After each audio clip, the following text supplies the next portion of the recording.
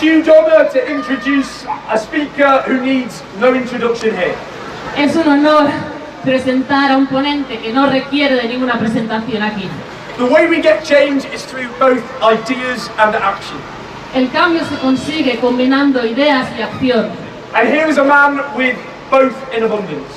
Y aquí tenéis un hombre que dispone de ambos en abundancia. He's a towering intellectual force. Please give a big round of applause to Juan A Carlos. este gran referente en cultura actual, dado un gran aplauso. Por favor.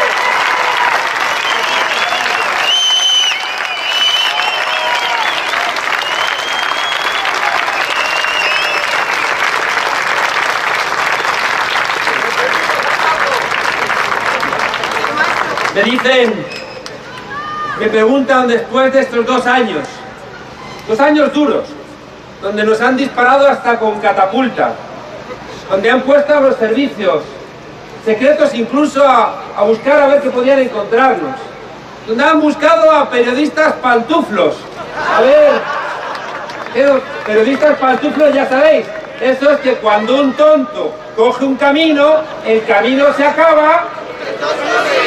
Así es, así es. Nos han intentado derribar, nos han intentado golpear. Y a veces hay gente que me pregunta, a menudo los periodistas, Juan Carlos, ¿te ha merecido la pena? Tú que no te presentas a ningún cargo. Y miro esta gente que acaba de hablar, miro a Rosana y entiendo una cosa con absoluta claridad. Y es que por cada uno de los que pusimos esto en marcha, que caigamos, veo que hay 1000 personas dispuestas a tomar esa bandera. Y entonces digo, claro que merece la pena, claro que merece la pena.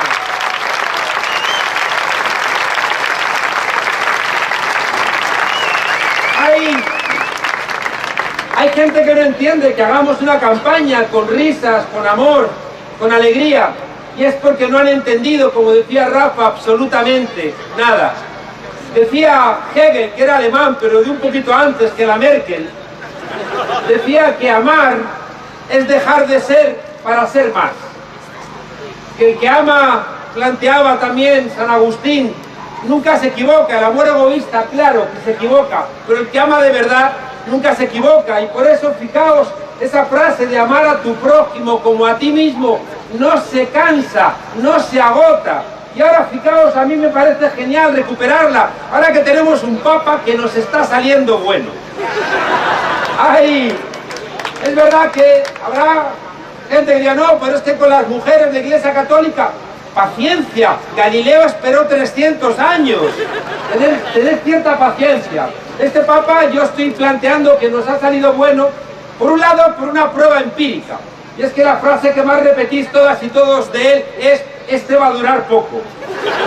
Y la siguiente es que es un cura, que lo conocéis bien aquí en zonas como Torrelavega, porque son esos curas que venían, recordáis, del Concilio Vaticano II, esos curas obreros, esos curas que estaban en los barrios con la gente, esos curas que como Elder Cámara decían, qué curioso, cuando cuido de los pobres me llaman santo, pero cuando pregunto por qué son pobres me llaman comunista.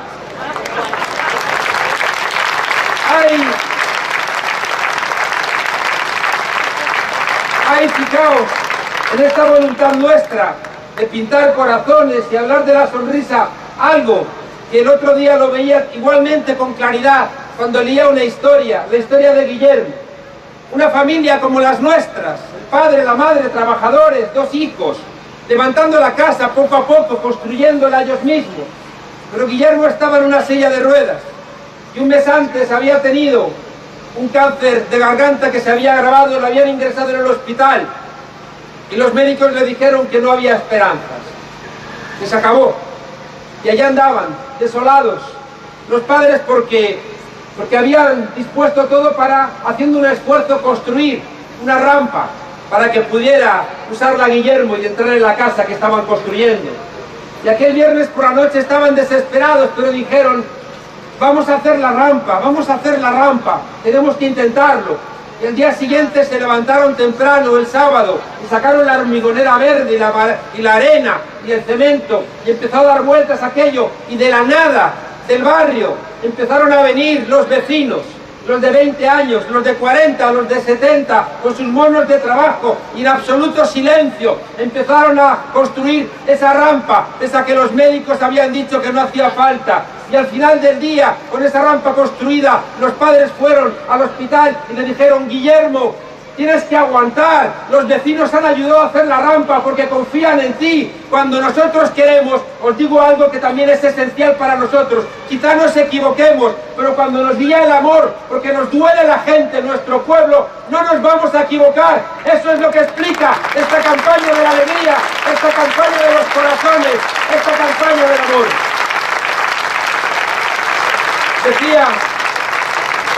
Decía Concepción Arenal, una de nuestras mujeres que perdió una guerra, decía: todo es imposible mientras lo parece. Yo recuerdo una vez en Argentina que vi una pintada que decía: no sabía que era imposible, fue y lo hizo. A menudo, fijaos, interiorizamos nuestra propia impotencia, y si queremos ser el carcelero, basta un cordón del zapato para enjaularnos. Fijaos que algo ha ocurrido mágico en este país después de que ha habido un esfuerzo por parte de los gobernantes de que nos resignáramos. Recuerdo que en el año 77, en las primeras elecciones de la restauración de la democracia, y digo restauración porque aquí tuvimos democracia entre el 31 y el 39, que no se nos olvide.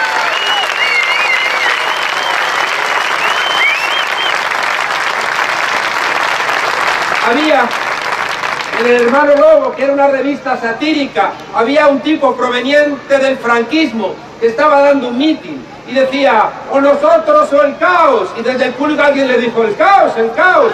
Y el tipo contestó: da igual, el caos también somos nosotros. La resignación en España ha sido una política de Estado. La resignación ha sido la voluntad de los poderosos de mantenernos alejados de las cosas que eran nuestras. La resignación se convertía en esa frase que habéis escuchado muchas veces, esa frase que incluso la habéis dicho: hija, no te signifiques, hijo, no te signifiques.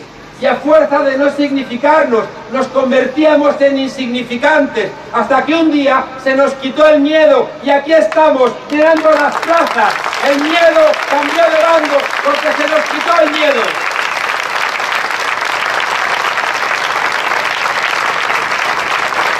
Hay elecciones, no creáis que me gustan mucho las elecciones, porque las elecciones son de brocha gorda y no de pincel, y para la reflexión las elecciones no son lo mejor del mundo. Hay una historia que venía contando, que quiero compartir con vosotros, ese tipo que fallece, y el tipo estaba convencido de que iba a ir al infierno porque siempre había votado mal. El caso es que se encuentra en un vestíbulo donde hay un tipo bien vestido que le dice: ¿qué quiere usted? ¿Cielo o infierno? Ah, no sabía que se podía escoger. No, debe ser cosa del nuevo papa. ¿Tiene usted folletos? ¿Tiene usted algo? Dice: no, puede usted ir, mira y escoge. Ah, qué bien. Bueno, ¿por dónde quiere empezar? Y dice: pues empecemos por el infierno. Y le bajan al infierno y le abren la puerta, aire acondicionado, música en directo, bibliotecas, instrumentos, manjares de todo tipo, sexo del bueno, sexo del malo. Dice: bueno, ¿quiere usted ver el cielo? Y dice: pues casi no, pero vamos a verlo. Suben al cielo y está ahí todo el mundo en las nubes tocando la lira. Muy armonioso, eso sí, pero muy aburrido. Dice: bueno, ¿qué quiere usted, cielo o infierno? No, infierno. Le bajan al infierno, le abren la puerta y nada más abrir la puerta le clavan un tridente en el trasero, le empiezan a dar latigazos, le muerden perros, le atan a una columna ardiente. El comisario Maruenda le grita: ¡chavista, chavista! Inda le grita: bolivariano, devuelve el dinero. Un infierno. Y el tipo dice: pero oiga, pero si ayer estuve aquí y era maravilloso, y hoy esto es un infierno, ¿qué ocurre? Y el diablo le contesta: no, mire, es que ayer estábamos en elecciones. ¡Ay!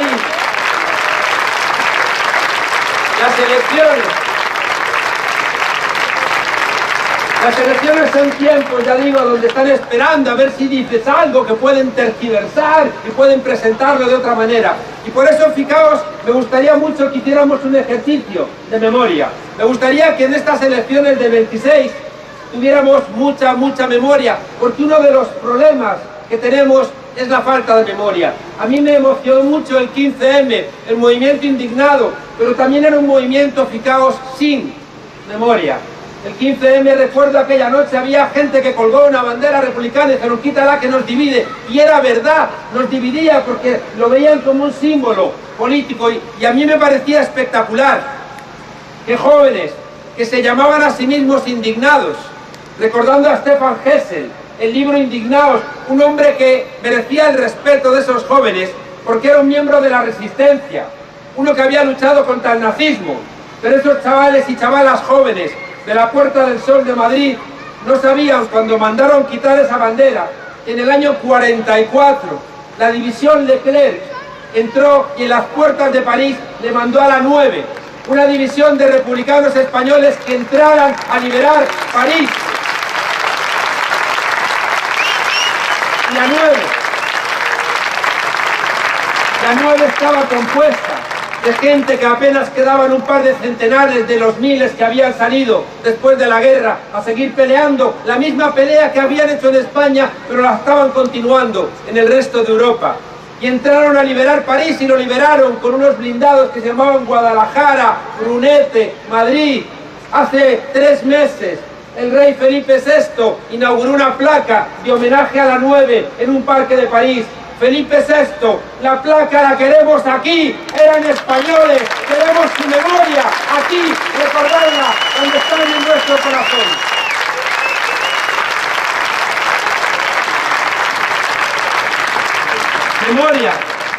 Memoria esencial, porque fijaos, tengo la sensación de que el cúmulo de casos de corrupción, el cúmulo de la saturación de información, al final nos abruma.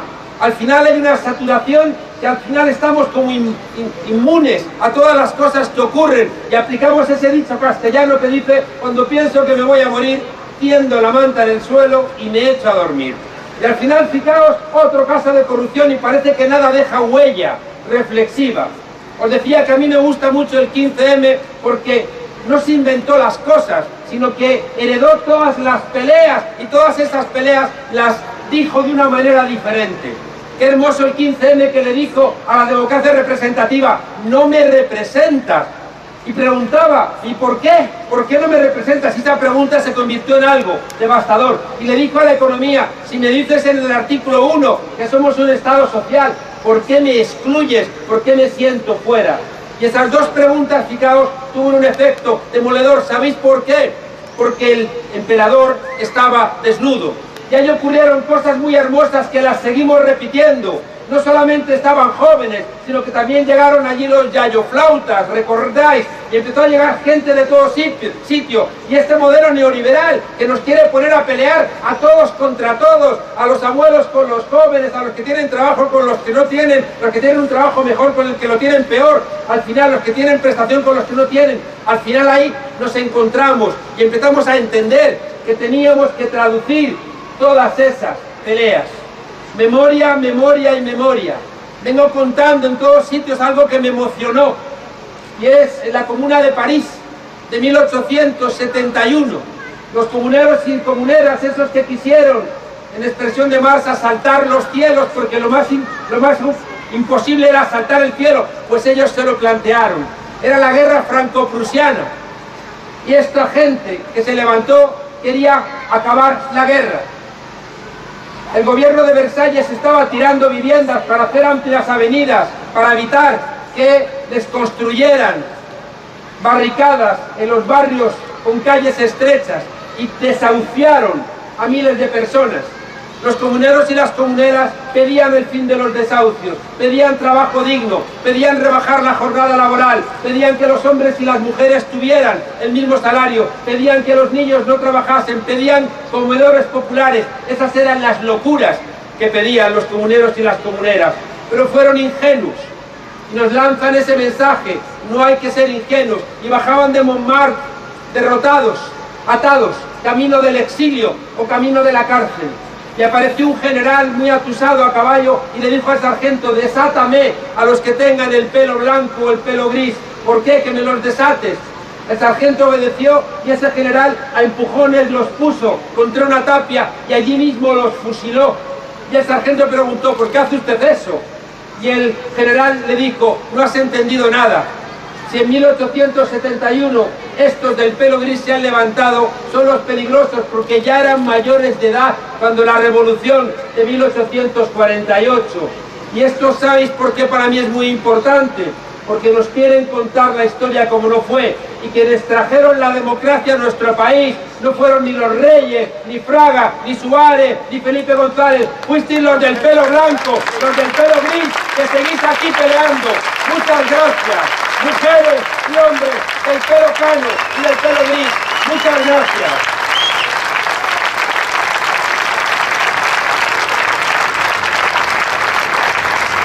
Elecciones, y me gustaría que entendiéramos que vamos con más información, que recordemos lo que han pasado estos 5 meses y vamos a entender que podríamos resumirlo diciendo que Ciudadanos da risa, que el PP da miedo y que el PSOE da pena. Ciudadanos, ¿recordáis hace 5 meses? Un debate que prometía, porque era la imagen de que se estaba renovando la democracia en España. 2 personas jóvenes, supuestamente preparadas, que aceptaban un debate sin reglas, un debate que no estuviera normado, un debate donde podían interrumpirse, dirigido por Évole. El debate fue interesante, es verdad que Rivera era como el joven pistolero que va al oeste y dispara, no por la espalda a Jesse James, ¿no? Para ver si se apunta la medalla de ser el más rápido del Far West, y en aquel primer debate, recordáis, en un par de momentos le pegó un par de cabezazos a traición a Pablo, pero Pablo, elegante, siguió el debate sin problema. Bueno, fue un debate que nos interesó a todas y todos.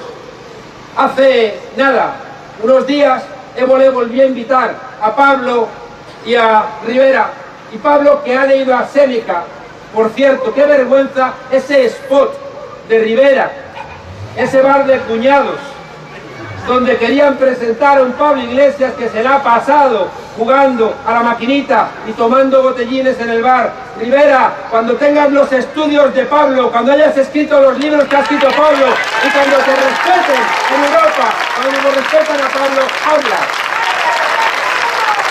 Ay, Pablo, que ha leído a Séneca, aparte de ver Juego de Tronos, ha leído a Séneca. No ríais de vuestro secretario general. Son malvados, ¿eh? Están empoderados. Pablo, que ha leído a Séneca, sabe aquella frase que dice: águila no caza moscas. Es decir, que uno se mide con sus rivales, ¿no? Uno no se mide con rivales inferiores, pero Pablo, fijaos qué manera diferente de entender la política. Y dijo, vale, yo sigo siendo presidenciable como hace 5 meses, Rivera es la 4ª fuerza y bajando.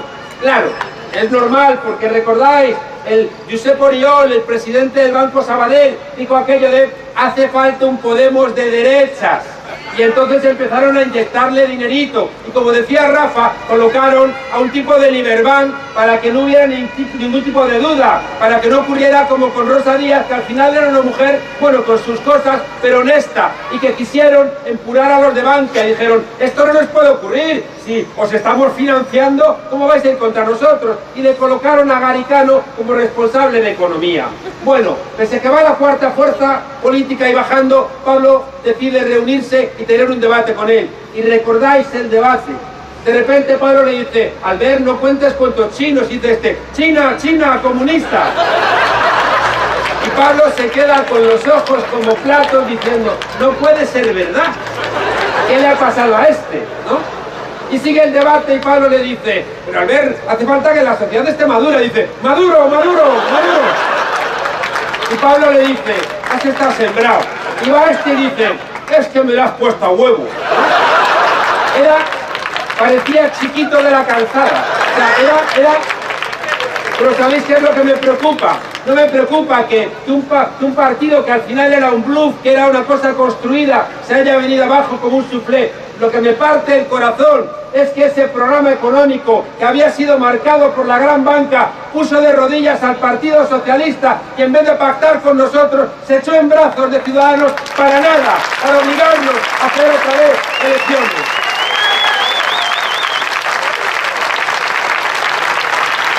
Os decía... Oye, ¿cuándo me callo?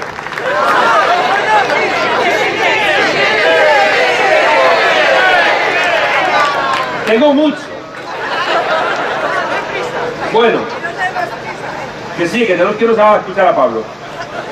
Mirad, os he dicho que Ciudadanos da risa, el PP da miedo y rabia. La corrupción ha alcanzado unos niveles inenarrables. Y no olvidéis que la corrupción siempre tiene que ver con contratos del Estado. La corrupción siempre son contratos que terminamos pagando nosotras y nosotros. Lo pagamos más caro, las obras son peores, porque luego les dan un maletín al Partido Popular. El caso Nos, Palmarena, Sampion, la Púnica, la Gürtel. Recordad las personas más mayores. Recordáis que hace unos años un café costaba 100 pesetas. Pasó a costar 1 euro. 166. Un periódico costaba 100 pesetas, pasó a costar 1 euro, 166. Hace 10 años, ser mileurista era un insulto. ¿Y hoy cuántos desearían poder ser mileuristas? ¿Sabéis por qué está ocurriendo esto? Porque los precios suben y los salarios bajan, porque hay que alimentar a estos insaciables, a este 1%, a esta gente que va a seguir robando sin ningún tipo de tasa. Hasta que les paremos los pies, no tienen freno.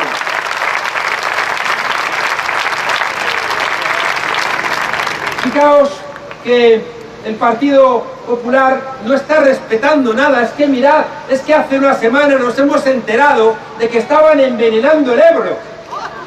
El Ebro, estaban echando ácido clorhídrico para ahorrarse el dinero de limpiarlo, para regalarle a FCC 60 millones. ¿Qué necesidad tiene esa gran empresa multinacional de robarnos a los españoles 60 millones contaminando el Ebro? No hay nada sagrado para esta gente. La visita del Papa, robaron en la visita del Papa. En los colegios públicos, lo conocéis aquí en la zona, los colegios públicos cada vez peor dotados. Hay gente en galpones, hay gente que tiene que hacer kilómetros para poder estudiar, y estos sinvergüenzas han estado cobrando 1 millón de euros por los terrenos para darles colegios concertados. No hay nada sagrado para esta gente. O les paramos los pies o se comen nuestra democracia enterita.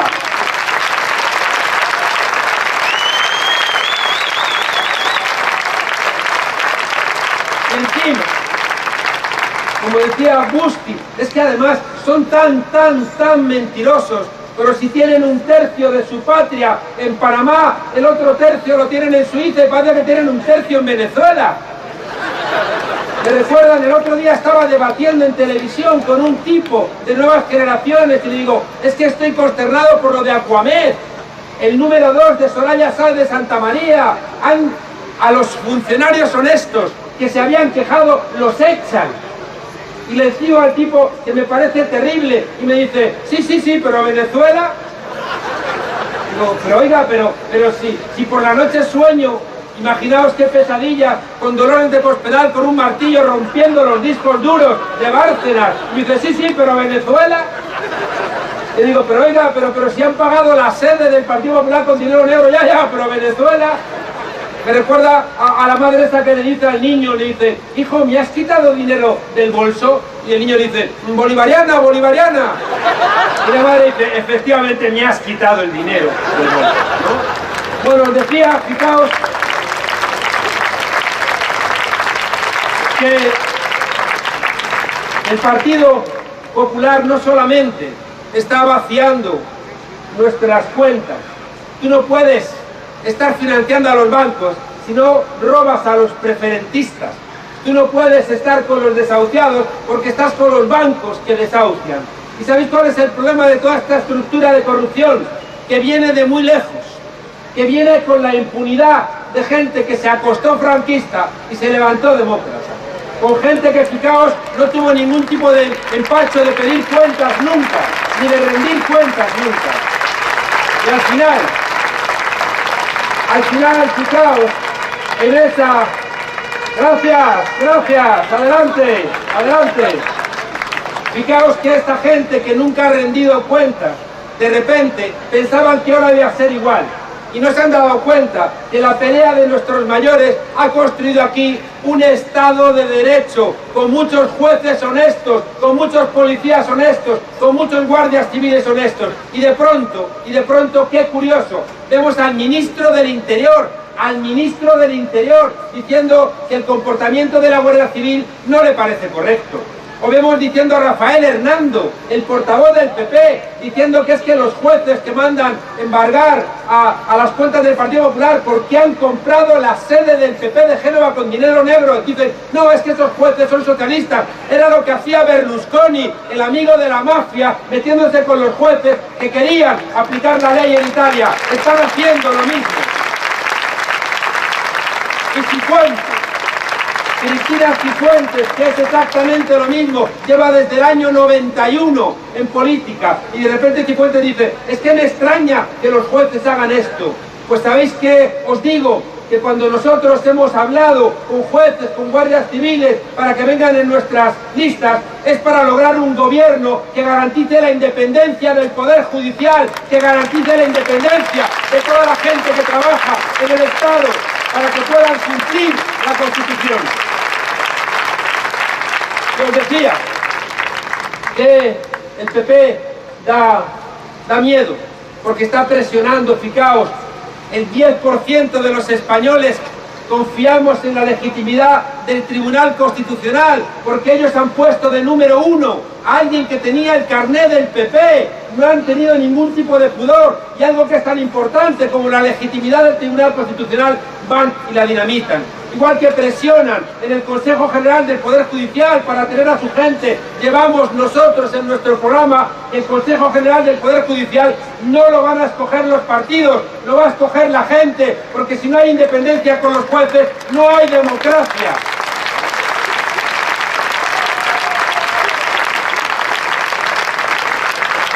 Queremos, fijaos, la independencia de la Fiscalía. Hemos visto la pugna entre Castro y Orraz. Hemos visto que necesitamos una Fiscalía independiente del gobierno. Y necesitamos también, fijaos, que no ocurran casos como el que ha ocurrido con Victoria Rosell, donde de repente el exministro Soria, ese que nos mintió porque tenía dinero en Panamá, resulta que se reúne con un empresario supuestísimamente delincuente, además amigos del ministro Soria y apoyados por un exfiscal general del Estado socialista, para hacer falsas acusaciones contra Victoria Rosell, una jueza decente, y de repente presionan, y no ha ido con nuestras listas por la limpieza que tiene esa señora frente a estos sinvergüenzas.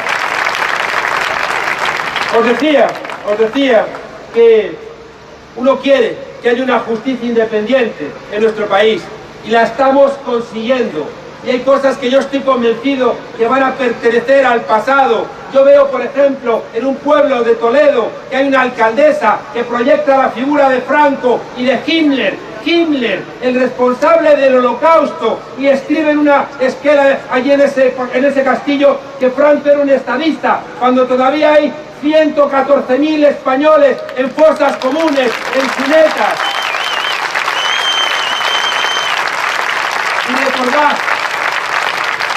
Y recordad, resulta que unos titiriteros representan el retablo de Don Cristóbal, que es el retablo de García Lorca. Es una cuestión histórica que es centenaria de la representación del poder y la bruja, el poder que siempre tienen las instituciones del Estado y la bruja que lo pelea. Y en una de las escenas, recordáis, la policía le pone un cartel que pone Gora Alcaeta y les meten en la cárcel. En cambio, esta señora hace apología del genocidio y nadie le pide cuentas.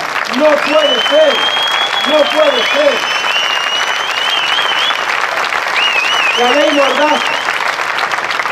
La ley Mordaza, fijaos, Si Valle Inclán escribiera hoy Luces de Bohemia, esta gente lo volvería a encarcelar, igual que encarcelarían a Lorca, o mucho peor, y a Miguel Hernández. Y aprovecho para deciros que hay algo que me parece hermosísimo de Unidos Podemos, y es que le hemos dicho a la derecha que España no les pertenece, que hay una patria que también es nuestra, que es la patria de Lorca, de Machado, de Victoria Kent, de Clara Campoamor, de la gente que trabaja. Es nuestra patria y la reclamamos como nuestra. Voy terminando. Os decía que unos dan risa, otros dan miedo, y el PSOE se empeña en dar pena. Decía el otro día Pedro Sánchez que andaban los militantes y los votantes del Partido Socialista entristecidos. Y yo lo entiendo, porque el 20D Pablo Iglesias hizo una propuesta clara a Pedro Sánchez. Le dijo: vuestros 90 y nuestros 69 suman más que 90 más 40, y que por tanto aquí tienes la posibilidad de que intentemos un gobierno de cambio. Y los varones del Partido Socialista el día 28 de diciembre le dijeron a Sánchez: nada con Podemos. Y el pobre Pedro Sánchez empezó, como dice Busti, tú lo conocerás, un refrán francés, que la mermelada se extiende más cuanta menos hay, ¿no? Hacer así a ver si llenas toda la tostada, ¿no? Y yo sé que Sánchez no es uno de los sabios de Grecia, pero sumar sabe. Y sabe que 90 más 40 es menos que 90 más 69. Y hemos estado 5 meses perdiendo el tiempo, porque querían a ver si conseguían que sumase. Y como nosotros nos manteníamos firmes, diciendo: Sánchez, te ofrecemos un gobierno de cambio, lo está esperando España, y como decía Owen, lo está esperando Europa, es el momento, sé el último socialista con coraje, como lo fueron los Palme. Pero decían que no.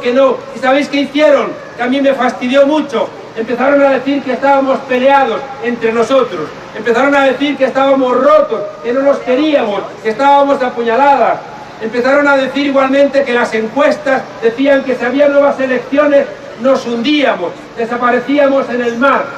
Y empezaron a salir, qué curioso, comisarios de policía vinculados al ministro del Interior, junto con el periodismo pantuflo, empezaron a decir que había otra vez pagos. Dirán, me acuerdo el último, recordad, habían aparecido 270.000 dólares. Dirán que yo dije, qué bien, porque por fin le vamos a comprar a Echenique un dragón morado, y a Errejón la Play con núcleo y radiador, que se la lleva pidiendo toda la vida y no se la podemos traer nunca. Íñigo, que es un canalla, dice: oye, Juan Carlitos, que tú ya tienes tu edad, deja algo para que te compremos un taca-taca. Bueno, si Sánchez quisiera realmente que los votantes y los militantes del PSOE se les quite la depresión, te doy un consejo, Sánchez: sal mañana y di con claridad, si dan los votos de Unidos Podemos y el PSOE, vamos a sacar a Rajoy del gobierno y vamos a hacer un gobierno de transformación. Así de sencillo, así de fácil.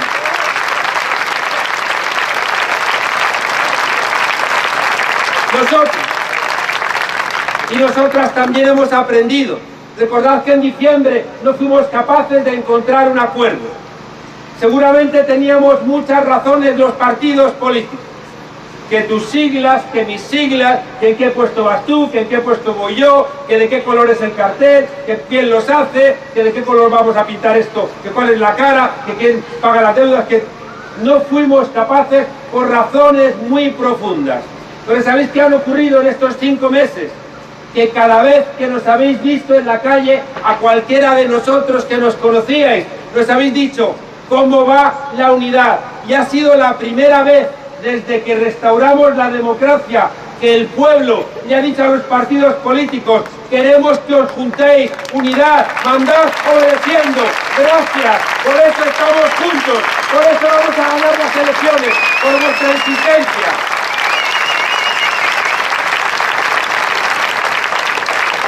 Hay una pequeña discusión. Decía Pablo el otro día que nosotros, en nuestra fuerza política, cabía la socialdemocracia. Y él empezó a decir, no, yo soy socialdemócrata, no, que yo más, que yo y dos huevos duros. Yo les digo el primer día de clase a mis alumnos, que le preguntaron a Unamuno, ¿cree usted que existe Dios? Y Unamuno contestó, dígame usted qué entiende por creer, por existir y por Dios, y le contesto. En los años 50, socialdemócratas laboristas ingleses como Crosland planteó que la socialdemocracia estaba aboliendo el capitalismo, porque había conseguido 5 cosas: las políticas keynesianas, el Estado social, había conseguido también, fijaos, el fin de las desigualdades, la economía mixta, había conseguido, fijaos, una serie de elementos que iban frenando la posibilidad de que el capitalismo convirtiera todo en una mercancía. El elemento central de esos 5 puntos era la construcción del Estado social. Mirad dónde están esos 5 elementos hoy. ¿Qué es lo que ha hecho el Partido Socialista con esos 5 elementos? El Estado social lo ha planteado Busti. El artículo 135 se convirtió en una garantía del pago de la deuda por encima del gasto social. Por tanto, el artículo 135 en la reforma del Partido Socialista, claro, apoyada por el Partido Popular, dinamita el Estado social. Las políticas keynesianas, la política keynesiana por excelencia son las políticas de pleno empleo. Y el Partido Socialista hizo la primera reforma laboral y después la terminó de completar el Partido Popular. Y si no hay trabajo digno, no hay políticas keynesianas que garanticen la igualdad. Y el fin del tercer punto, la lucha contra las desigualdades.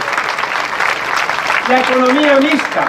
¿Dónde está la economía mixta si empezaron a vender todas las empresas públicas, empezaron a privatizar, hasta el punto de que nosotros en nuestro programa hemos exigido que si hemos pagado Bankia y Mare Nostrum, queremos que sea la semilla de una banca pública, porque si no hay banca pública no podemos luchar contra el fascismo financiero.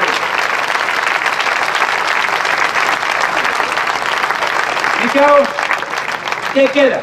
¿Qué queda de estos elementos en la socialdemocracia actual? Y por eso Pablo dijo el otro día, quienes tengan el corazón en la socialdemocracia, aquí tienen la posibilidad de ver esos sueños y esa ideología cumplida. El voto útil de la socialdemocracia está en Unidas y Unidos Podemos. Es absolutamente evidente.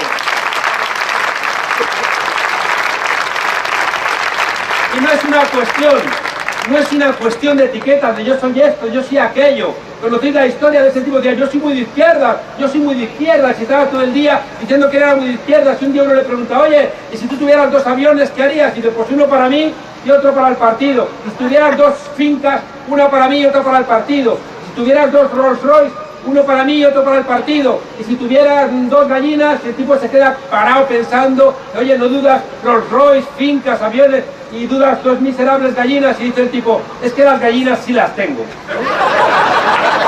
No valen las etiquetas. De la misma manera, fijaos que, bueno, no voy a hablar de alguien que me gustaría recordar, porque emocionó a muchos de nuestros padres y de nuestros abuelos en 1982, y en vez de ser un expresidente, ha decidido ser un lobista que graba vídeos para brokers iraníes pidiéndole favores a quien tiene dinero en Panamá. Lo dejamos ahí. Termino. Estamos en un momento histórico, en España y en Europa.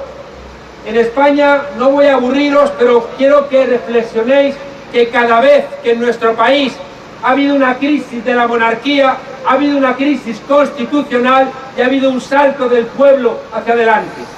Ocurrió con Carlos IV, que creyó que la monarquía era borbónica y no entendió que era un depósito del pueblo. Y por eso el pueblo se levantó cuando Carlos IV le entregó, abdicó en nombre de Napoleón. El pueblo se levantó y la Constitución de Cádiz de 1812 se convirtió en una monarquía española. Qué rabia me da que no tengamos memoria para construir nuestra propia historia, porque si no, otros, como el rey Juan Carlos, va a celebrar la Constitución de Cádiz y nos dice, igual que en 1812 los españoles y las españolas marcharon todos juntos detrás del gobierno, ahora en este momento de crisis tenemos que hacer lo mismo. Yo decía, pero eso no fue lo que ocurrió. Lo que ocurrió fue que obligamos a la monarquía a hacerse constitucional. Es todo lo contrario. Por eso es tan importante que recuperemos la memoria, porque la derecha tiene una línea recta que va de Viriato y Don Pelayo a Dolores de Cospedal, rectita, rectita. Y nosotros estamos llenos de agujeros. Segunda crisis constitucional, con la muerte de Fernando VII y un pueblo que está reclamando el liberalismo. Es una palabra que prestamos a Europa. Y empiezan las guerras carlistas también por intereses en los entornos de la monarquía. La tercera gran crisis es con Isabel II, que va a generar la primera vez que este pueblo se levanta cansado de una corte que no estaba a la altura de las exigencias del pueblo, y es la primera vez que se echa a los Borbones de España. No en vano, Franco decía, el siglo XIX hay que olvidarlo. No hay nada que podamos aprender del siglo XIX. O algo así. Fijaos,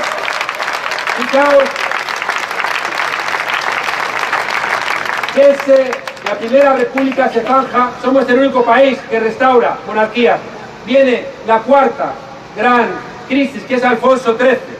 Alfonso XIII, que igual se convierte, fijaos que es una costumbre, Talleyrand, que era el ministro de Asuntos Exteriores desde la Revolución Francesa, Napoleón, el directorio, un eterno de la Revolución Francesa, siempre como canciller, decía, es costumbre monárquica el robar, pero los Borbones exageran.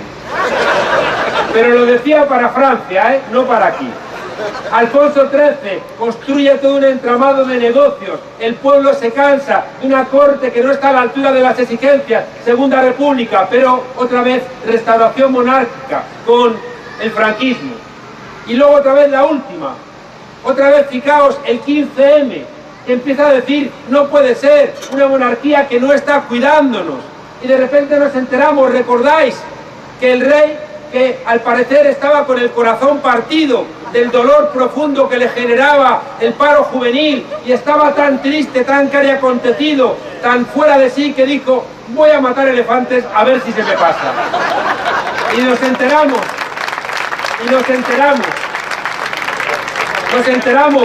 de que estaba cazando elefantes porque se partió la cadera, y nos enteramos que había ido con una persona que estaba muy dentro de su corazón. Genial, estamos por el amor.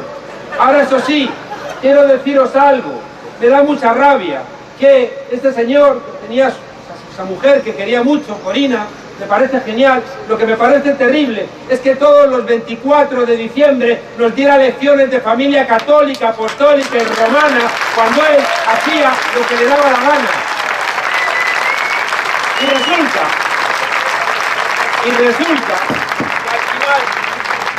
Y resulta que al final la presión vuestra le obliga a tener que salir a decir una de las frases memorables que ya está en todos los archivos de la inteligencia política europea. Una frase complicada, una frase con mucha enjundia, difícil de memorizar. Lo siento mucho, me he equivocado, no volverá a pasar. La frase tiene su complicación, porque tuvo que grabarla 2 veces. Yo vengo diciendo en todos lados que me hubiera emocionado que el rey Juan Carlos, después de toda la inversión que hemos hecho, me hubiera encantado que hubiera salido y hubiera dicho, ¡ay, mísero de mí! ¡Ay, infelices!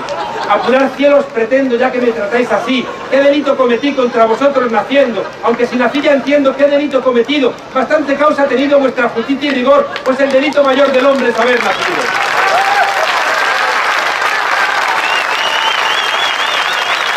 Lo siento mucho, me he equivocado, no volverá a pasar. 2 veces lo grabó por la dificultad de la práctica. Termino de verdad. Fijaos que esta crisis que es española coincide con lo que yo siempre llamo las heridas. Yo recuerdo leer de joven aquel poema hermoso de Miguel Hernández, Llegó con 3 heridas. ¿Conocéis? Que cantaba Serrat. Llegó con 3 heridas, la de la vida, la de la muerte, la del amor. Lo sabéis, ¿eh? Bueno, pues yo siempre he pensado que España tenía 4 heridas. Y cuando pusimos en marcha Podemos, se trataba de cerrar esas heridas.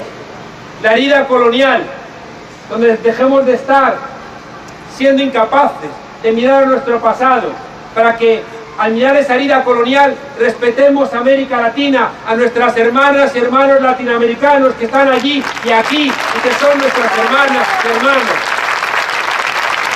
Una herida colonial, fijaos, de que tuvo un imperio muy pronto y lo perdió también muy pronto, que nos hace maltratar a África y olvidarnos de las hermanas y hermanos saharauis. Y al mismo tiempo que tratamos mal a América Latina y tratamos mal a África, hay algunos que se arrodillan ante la troika. No sabéis cómo se me llenaba de orgullo el corazón a ver a Busti, a ver a Pablo en Europa, mirándole a los ojos a la troika y diciéndoles: no nos vais a dar lecciones de europeos porque somos tan europeos como vosotros y mejores todavía. La herida territorial, y hay que decirlo aquí, somos un país de países, somos una nación de naciones. Lo que más nos escriben cuando estamos en los territorios históricos es: si España es Podemos, no nos queremos ir de Podemos. En cambio, ellos siguen insistiendo en aquello de las pesetas que ponía España, una grande y libre. Decía, claro, una, porque si hubiera otra nos iríamos todos a la otra. Fijaos, cuando nosotros estamos planteando el derecho a decidir, lo hacemos por 2 cosas. En primer lugar, porque somos demócratas y no queremos que nadie esté en esta aventura hermosa que es España si no quieren. Y en segundo lugar, porque estamos convencidos de que esa patria que estamos recuperando la conseguimos estando aquí con los catalanes, con los vascos, con los gallegos, con los andaluces, porque van a quedarse con nosotros. El derecho a decidir es la garantía para que se queden. Así cerramos la herida territorial. La herida social, lo que han hecho nuestras diputadas, Rosana, Busti, lo primero que hicieron, Rafa. A Rafa le debemos, y yo siempre lo digo, que la primera ley que se presentó en el Parlamento fue la Ley 25, que hacía honor al artículo 25 de la Declaración Universal de los Derechos Humanos. Por algo muy sencillo, todos y todas nosotros somos mortales y por tanto somos finitos y somos irreemplazables y por eso somos sujetos de dignidad, y en el corazón, en el centro de Unidos Podemos está cerrar la herida social con trabajo digno y también con una renta mínima a todas las personas que no puedan trabajar, porque sin un mínimo vital no puedes tener dignidad. No os olvidéis que para cerrar estas heridas nacemos, y estas heridas tienen que juntarse con las heridas que está empezando a abrir Europa. La herida de una población envejecida, que ya sabéis lo que ha dicho Christine Lagarde, la del Fondo Monetario Internacional, es que los viejos viven demasiado. Y a mí se me ocurrió decir, pues si la solución es que la gente mayor se muera, pues igual puedes dar tu ejemplo y hacer algo. Me regañaron y dije, bueno, eso no lo tengo que decir ni en broma. Y además, como hay un papa nuevo, he cambiado. Y ahora lo que quiero es que Christine Lagarde, la directora general del Fondo Monetario Internacional, viva 200 años. Eso sí, con una pensión de 300 euros.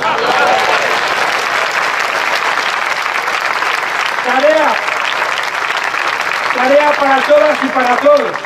Cerrar estas heridas no las cierra un gobierno, las cierra un pueblo. El envejecimiento de la población, la crisis medioambiental, no lo olvidéis, hay medio planeta Tierra devastado, y cuidado de los animales. Quien no respeta a los animales no respeta a la gente.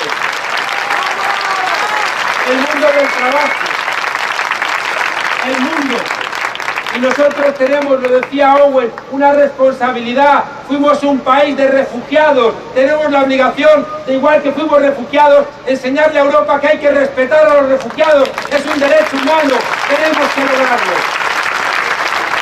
Así que mirad si tenéis tarea. Mirad si tenéis tarea. No va a ser solamente depositar el voto. Eso es condición necesaria, pero no es condición suficiente. Al día siguiente hay que seguir trabajando. Habéis demostrado algo, que sois los continuadores y las continuadores de aquel jornalero que en 1931, cuando un cacique quería comprar su voto en aquellas elecciones con unos duros, le tiró las pesetas y le dijo: en mi hambre mando yo. Os he contado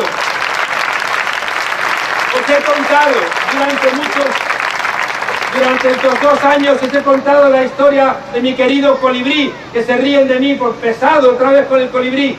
Sí, otra vez con el colibrí. El bosque arde, todos los animales huyen, despavoridos, los que hace un momento se creían muy fieros, el rinoceronte, el hipopótamo, el león, y el pequeño colibrí regresa hacia el río, toma una gota de agua con su pico y va hacia las llamas. Y los demás animales te dicen: ¿a dónde vas, loco? ¿Qué te crees? ¿Que vas a apagar el fuego tú solo? Y el colibrí le dice: yo voy a hacer mi parte. El 26J os pido que hagáis... El 26J os pido que hagáis vuestra parte. Y vuestra parte, claro que es depositar el voto, pero os pido que al lado del voto llevéis también el corazón bien abierto, porque estamos ganando un país. Y que recordéis aquello que nos enseñó uno de los nuestros, que nos dijo en tiempos también difíciles, nos pidió: instruíos, estudiad, leed, porque necesitamos toda vuestra inteligencia, organizaos, retomad los círculos, coged las plazas, porque necesitamos toda vuestra fuerza, y sobre todo agitaos, llenaos de alegría, quereos, porque necesitamos todo vuestro entusiasmo. ¡A por todas! ¡Estamos ganando un país! ¡Sí se puede!